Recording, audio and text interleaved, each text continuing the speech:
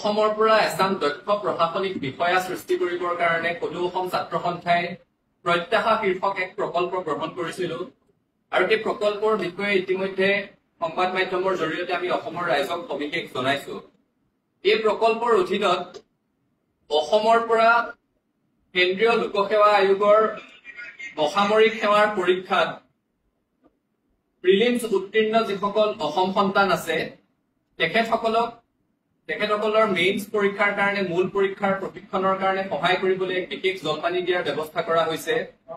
ইতিমধ্যে আমি ঘোষণা কৰিছিলো যে 25 গৰাকী তেনেকুৱা যুৱক যুৱতীক আমি সহায় কৰিম বুলি, কিন্তু প্ৰথম বৰ্ষত 9 গৰাকীয়ে আবেদন জনাইছে আৰু সেই 9 গৰাকী ছাত্ৰ ছাত্ৰী যুৱক যুৱতীক তেওঁলোকৰ মূল পৰীক্ষাৰ প্ৰশিক্ষণৰ বাবে 50,000 টকাকৈ জলপানি প্ৰদান কৰিবৰ কাৰণে ছাত্ৰ সন্থাই সিদ্ধান্ত গ্ৰহণ কৰিছো। সেই কথা আপোনালোকক ইতিমধ্যে আমি জনাইছো। তাৰ সমান্তৰালভাৱে এই প্ৰত্যাশা প্ৰকল্পৰ আটাইতকৈ গুৰুত্বপূৰ্ণ অংগ আমি অসমৰ পৰা নিৰ্বাচিত ছাত্ৰ ছাত্ৰী যুৱক যুৱতীক কেন্দ্ৰীয় লোকসেৱা আয়োগৰ অসামৰিক সেৱাৰ প্ৰশিক্ষণৰ বাবে পূৰ্ণকালীন প্ৰশিক্ষণৰ বাবে দিল্লী প্ৰেৰণ কৰিবলৈ সিদ্ধান্ত গ্ৰহণ কৰিছো।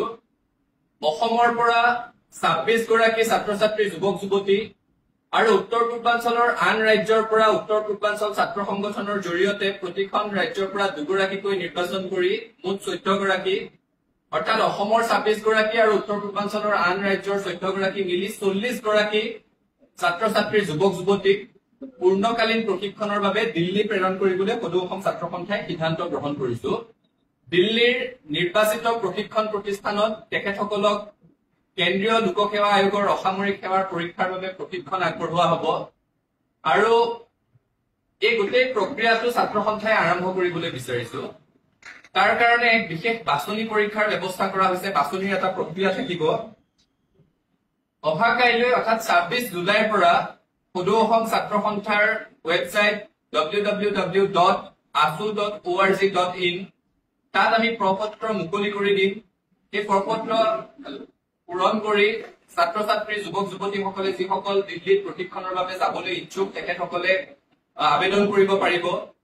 আবেদনৰ শেষ তাৰিখ 4 আগষ্ট পৰ্যন্ত থাকিব, অৰ্থাৎ 4 আগষ্ট পৰ্যন্ত আবেদন প্ৰক্ৰিয়া মুকলি হৈ থাকিব আৰু 10 আগষ্ট তাৰিখে এক লিখিত বাছনি পৰীক্ষা অনুষ্ঠিত হ'ব। যিসকল যুৱক যুৱতী ছাত্ৰ ছাত্ৰীয়ে দিল্লীত প্ৰশিক্ষণৰ বাবে আবেদন কৰিব 4 আগষ্ট তাৰিখলৈকে তেখেতসকলে আবেদন কৰিব পাৰিব আৰু 10 আগষ্টত তেখেতসকল এটি লিখিত বাছনি পৰীক্ষাত বহিব লাগিব। এই বাছনি পৰীক্ষা গুৱাহাটীস্থিত ৰয়েল গ্লোবেল বিশ্ববিদ্যালয়ৰ প্ৰাংগণত অনুষ্ঠিত হ'ব আৰু লিখিত বাছনি পৰীক্ষাৰ পিছত এক মৌখিক পৰীক্ষাও অনুষ্ঠিত হ'ব। মৌখিক পৰীক্ষাৰ তাৰিখ আমি পৰৱৰ্তী সময়ত আপোনালোকক অৱগত কৰিম। আমি এটা কথা স্পষ্টভাৱে ক'ব বিচাৰিছো যে ছাত্ৰ সন্থাৰ এই গোটেই প্ৰকল্পটোৰ লক্ষ্যই হৈছে অসমৰ পৰা এছাম দক্ষ প্ৰশাসনিক বিষয়া সৃষ্টি কৰা আৰু অসমৰ পৰা যাতে অধিক হাৰত প্ৰতিযোগিতামূলক পৰীক্ষাত অংশগ্ৰহণ কৰে, কেন্দ্ৰীয় লোকসেৱা আয়োগৰ অসামৰিক সেৱাৰ পৰীক্ষাত অংশগ্ৰহণ কৰে, সেই এটা পৰিৱেশ আমি সৃষ্টি কৰিব লাগিব। বিহাৰৰ পৰা এটা বছৰত 44,000 পৰ্যন্ত ছাত্ৰ ছাত্ৰীয়ে লোকসেৱা আয়োগৰ অসামৰিক সেৱাৰ পৰীক্ষাৰ প্ৰিলিমছত অৱতীৰ্ণ হয়। অসমত সেই সংখ্যা খুবেই ডাঙৰ। তামিলনাডুৰ পৰা 25,000 পৰ্যন্ত প্ৰিলিমছত অৱতীৰ্ণ হয় আৰু তাৰ ফলস্বৰূপে তেওঁলোকে 50 গৰাকীতকৈ অধিক তেওঁলোকে প্ৰতি বৰ্ষতে অসামৰিক সেৱাত স্থান লাভ কৰা ছাত্ৰ ছাত্ৰী যুৱক যুৱতী পাবলৈ সক্ষম হয়। কিন্তু অসমত আমি 10টাৰ সংখ্যাও অতিক্ৰম কৰিব পৰা নাই আৰু সেয়েহে এই প্ৰক্ৰিয়া আৰু অৰ্থনৈতিক বাধা যাতে ছাত্ৰ ছাত্ৰীৰ উত্তৰণৰ পথত হেঙাৰ হ'ব নোৱাৰে সেই উদ্দেশ্যৰে ছাত্ৰ সন্থাই গোটেই প্ৰক্ৰিয়াটো আমি প্ৰকল্পটো হাতত লৈছো। যিসকল ছাত্ৰ ছাত্ৰী দিল্লীত প্ৰশিক্ষণৰ বাবে নিৰ্বাচিত হ'ব সেই নিৰ্বাচিত প্ৰশিক্ষাৰ্থীসকলৰ দিল্লীত প্ৰশিক্ষণ প্ৰতিষ্ঠানৰ নামভৰ্তিৰ মাচুল আৰু প্ৰশিক্ষণৰ সম্পূৰ্ণ মাচুল সদৌ অসম ছাত্ৰ সন্থাই বহন কৰিব।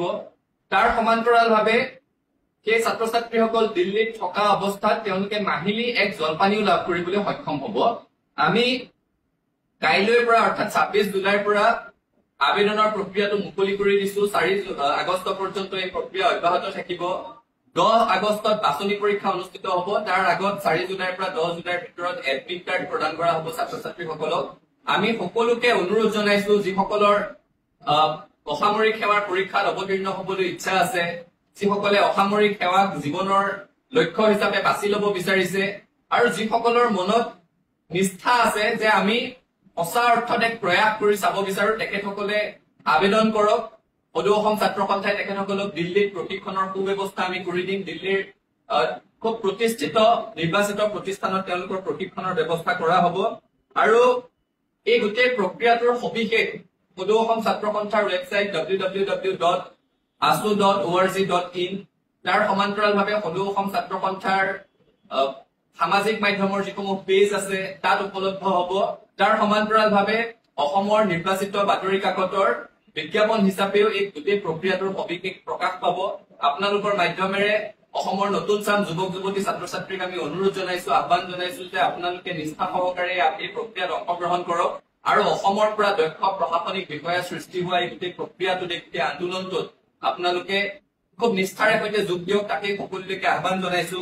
এই গোটেই প্ৰক্ৰিয়াটো আগবঢ়াই লৈ যোৱাৰ ক্ষেত্ৰত ডিব্ৰুগড় বিশ্ববিদ্যালয়ৰ অৱসৰপ্ৰাপ্ত উপাচাৰ্য অধ্যাপক অলক বুঢ়াগোহাঁই ছাৰ, অসম দক্ষতা বিশ্ববিদ্যালয়ৰ সন্মানীয় উপাচাৰ্য তথা অৱসৰপ্ৰাপ্ত IAS বিষয়া শ্ৰী সুভাষ দাস ছাৰ, তাৰ সমান্তৰালভাৱে অৱসৰপ্ৰাপ্ত IAS বিষয়া হিমাংশু শেখৰ দাস ডাঙৰীয়া, ভাৰতীয় ৰেল সেৱাৰ অৱসৰপ্ৰাপ্ত বিষয়া শ্ৰী ৰবীন কলিতা ডাঙৰীয়া আৰু বৰ্তমান তথা প্ৰাক্তন একাংশ অসামৰিক সেৱাৰ বিষয়াৰ পৰামৰ্শ লৈ সদৌ অসম ছাত্ৰ সন্থা আগবাঢ়ি আছো আৰু এই গোটেই যাত্ৰাত সফলতা কামনা কৰি অসমবাসী ৰাইজৰ সহযোগিতা আৰু আশীৰ্বাদ আমি কামনা কৰিছো। ধন্যবাদ।